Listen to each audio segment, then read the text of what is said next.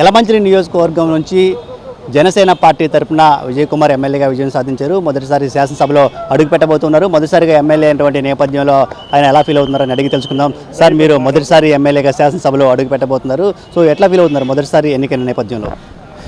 16 సంవత్సరాలు కష్టం, ప్రతిరోజు వెయిట్ చేసి అసెంబ్లీలోకి వెళ్తే నేను ఇలా చేయాలి, ప్రజల కోసం పని చేయాలి, ప్రజల కోసం ప్రజల వాయిస్ అయ్యాలని ఎంతో ప్రతిరోజు కూడా నేను ఎంతైతే వెయిట్ చేశానో అంతకన్నా ఎక్కువ నాకు ఉత్సాహంతో ఈరోజు ఉన్నాను.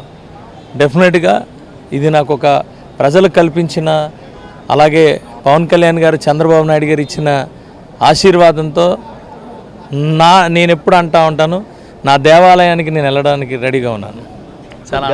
గత ఎన్నికల్లో 2 చోట్ల ఓడిపోయినటువంటి పవన్ కళ్యాణ్ ఈసారి 21 ఎమ్మెల్యే స్థానాలు, 2 ఎంపీ స్థానాలు గెలుచుకోవటం అంటే మొత్తం 100% సక్సెస్ అయ్యారు. గతానికి ఇప్పటికి పవన్ కళ్యాణ్లో మార్పు వచ్చిందా, ప్రజల్లో మార్పు వచ్చిందా, అలా ఎక్కడ మార్పు జరిగి ఈ విజయం వచ్చింది? ఇది రాజకీయం అనేది జర్నీ అవుతుంది, గెలిపోవటంలకి ఇక్కడ తావుండదు. అయితే మనం ఎంతవరకు మనం ఎంత నిజాయితీగా ఉన్నామో అంత పర్సంటేజ్ ప్రజలు మనకి ఇస్తారు. దానికి ఇదే నిదర్శనం. 100% ప్రజలు ఈరోజు నమ్మారు Pawan Kalyan garu. Yes, is the leader for the people. అందుకనే ఈరోజు అంటున్నా, is not a power star, is a real leader. ఇది నేను ఓపెన్గానే మాట్లాడుతున్నా. Don't call him as a power star, is a real mass from the people, mass leader, అంతే. YSR Congress party విశాఖని పరిపాలనా రాజధాని చేస్తామని చెప్పినప్పటికీ విశాఖ ప్రజలు ఎందుకు ఆ పార్టీని తిరస్కరించారనుకుంటున్నారు? అంటే మీకు బయట చెప్తారు, మేము విశాఖపట్నం ఫస్ట్ నుంచి మేము చెప్తాను, అక్కడ ప్రజలు 100% నమ్ముతూ ఉన్నారు.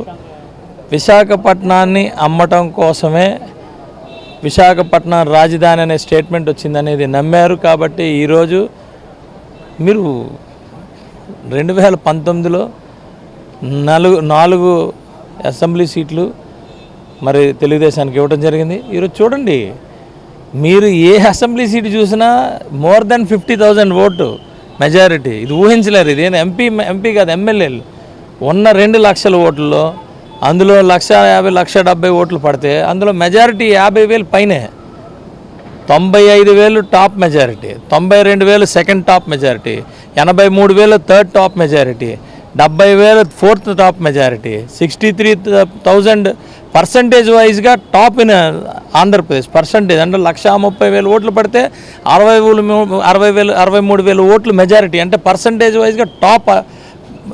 అన్ని వైజాగ్లోనే వచ్చాయి, అన్ని వైజాగ్లో వచ్చాయి. దాన్ని బట్టి మీరు అర్థం చేసుకోవచ్చు ప్రజల అభిప్రాయం ఎలాగుందో. ఆ మాటలు అది ధృతరాష్ట్ర కవుగిలా లేకపోతే ఇంకోటి అనేది ఈరోజు ప్రజలే నిర్ణయించారు కదా, మేము చెప్పింది కాదు. నేను 5 సంవత్సరాలు కూడా నేను డిబేట్లో అనేక సందర్భాల్లో చెప్పాను, బాబు ఎవరు ప్రజలకు ఇష్టం లేదు, మీ మాటలు నమ్మట్లేదని కూడా చెప్పారు. ఈరోజు బయటకు వచ్చింది. ఉత్తరాంధ్ర నుంచి గెలిచినటువంటి జనసేన ఎమ్మెల్యేల్లో మీరు కూడా ఒకళ్ళు. ఉత్తరాంధ్రలో జనసేనకి మంత్రి పదవి దక్కుతుందా? దక్కితే మీకు ఏమైనా అవకాశం ఉందనుకుంటున్నారా? డెఫినెట్గా అవకాశం ఉండొచ్చు. అది వాళ్ళు మాకిచ్చే మా అధినాయకులు, ఇదిగో మీకు ఈ బాధ్యత అప్పచెప్తున్నాం అంటే ఒక మంత్రి పదవి కాదు, ఏ బాధ్యత అప్పచెప్పినా మేము చేయాలి. ఈరోజు ప్రజలు మాకు బాధ్యత అప్పచెప్పారు ఎమ్మెల్యేగా, దాంట్లో మేము ఎలాగా దీంట్లో ఉన్నాం. అంతకన్నా ఇంకా మంచి ఇంకా పెద్ద బాధ్యత అప్పచెప్తా ఉంటే డెఫినెట్గా తీసుకుంటాం.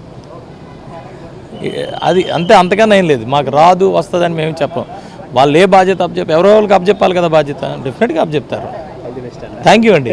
సో ఇది మొత్తంగా ప్రజలు పవన్ కళ్యాణ్ని విశ్వసించారు, అందుకే ఇంత పెద్ద ఎత్తున విజయాన్ని చేకూర్చి పెట్టారని జనసేన ఎమ్మెల్యే సుందరపు విజయ్ అని చెప్తూ ఉన్నారు. అదేవిధంగా తనకు ఏ బాధ్యత అప్పగించినా, మంత్రి పదవి కాదు ఏ బాధ్యత అప్పగించినా దాన్ని సమర్థవంతంగా నిర్వహించడానికి సిద్ధంగా ఉన్నారని కూడా ఆయన అభిప్రాయపడుతూ ఉన్నారు. కెమెరా పర్సన్ మల్లికార్జున్తో రమేష్, స్వతంత్ర టీవీ, విజయవాడ నుంచి.